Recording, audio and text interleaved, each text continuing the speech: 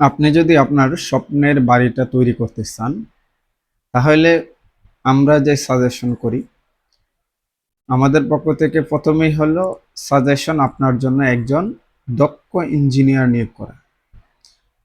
যে ইঞ্জিনিয়ার আপনার বাড়ির সঠিক ড্রয়িং এবং ডিজাইন করে দিবে। সেকেন্ড, আপনার যখন ড্রয়িং হয়ে গেল, ড্রয়িংয়ের কাজ হয়ে যাওয়ার পরে আপনাকে একজন দক্ষ ঠিকাদার এবং ঠিকাদারের কি কি গুণ থাকতে হবে। আপনার বাড়ির কাজের জন্য একজন ঠিকাদার নিয়োগ করবে এবং এই ঠিকাদারের কি কি গুণ থাকতে হবে। এক নম্বরে, সেই ঠিকাদারের অভিজ্ঞতা আছে কিনা, পূর্বে কাজ করার অভিজ্ঞতা আছে কিনা। আপনি যেই বাড়ি তৈরি করতে চাইতেছেন সেই ধরনের বাড়ি তৈরির অভিজ্ঞতা তার আছে কিনা। অর্থাৎ আপনার যদি 5 তলা বিল্ডিং হয়, সে পূর্বে 5 তলা কয়টা বিল্ডিং এর কাজ করছে এমন অভিজ্ঞতা আছে কিনা। তার সচ্ছলতা আছে কিনা, অর্থাৎ আর্থিক সচ্ছলতা আছে কিনা। এখানে আপনি হয়তো প্রশ্ন করতে পারেন, কেন তার আর্থিক সচ্ছলতা প্রয়োজন হবে। এই জন্য তার আর্থিক সচ্ছলতা প্রয়োজন হবে যে আর্থিক সচ্ছলতা যদি না থাকে, আপনার কাজে আইসা সে শুধু আপনাকে টাকার জন্য তাকে দিবে। হ্যাঁ, তার টাকা দিবেন, আর সে লেবারদের সঠিক পেমেন্ট করতে পারবে না, সঠিকভাবে সময় মতো পেমেন্ট করতে পারবেন। একটা সময় দেখা যাবে যে আপনার কাজ মধ্য জায়গায় এসে থেমে যাবে।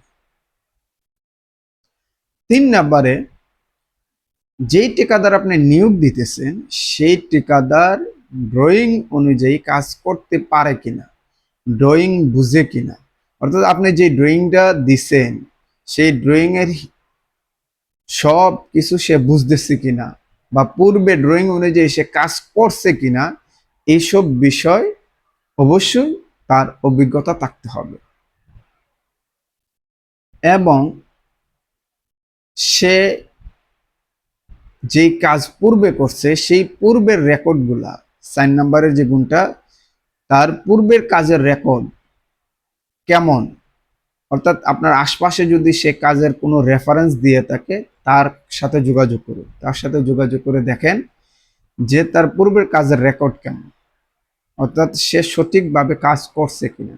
অর্থাৎ অনেক সময় দেখা যায় যে ইঞ্জিনিয়ার ড্রয়িং দেয়, কিন্তু ঠিকাদার একটু বেশি পণ্ডিত করে সেই ড্রয়িংকে নিজের মতো করে নেয়, অর্থাৎ তার সুবিধা মতো সে কাজ করে।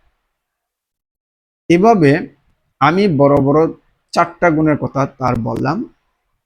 আচরণ বিধিও আছে, আচরণ বিধি আছে, এই আচরণও ঠিকাদারের ঠিক আছে কিনা, সেইগুলা বিষয় যাচাই পূর্বে আপনি অবশ্যই একজন দক্ষ ঠিকাদার নিয়োগ করবেন আপনার স্বপ্নের বাড়ি নির্মাণের জন্য।